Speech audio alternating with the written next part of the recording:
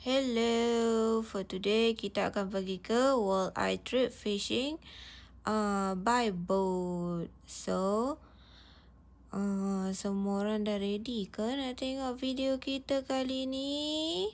Let's go. So, untuk boat ni kita satu kepala akan di-charge $80 per head.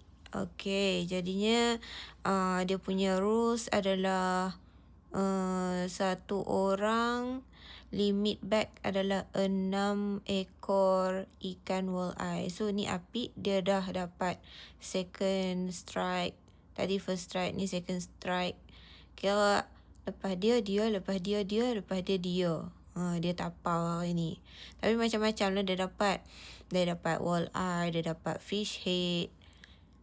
Dia dapat sheephead, dia dapat buffalo. Tapi sheephead dengan buffalo kita tak ambil, kita cuma ambil walleye saja. Ni dah, ni walleye dia kalau hampa nak tengok. Ada lagi banyak lagi dalam tong ni, ramai yang dah strike. Jadi kita start daripada pukul 3 petang sampailah hari ni kita balik awal pukul 7.30 malam. Lepas daripada kami habis mancing tu, terus kami bersiang bawa balik rumah. So you all enjoy lah. Tengok Apik ni dia gasak betul hari ni. Dia boleh dapat 9 kali strike. Awak-awak ni, Mak Saleh awak ni dia baru lagi ni. Dia baru belajar. Dia first day. Bukan, dia budak sekolah lah.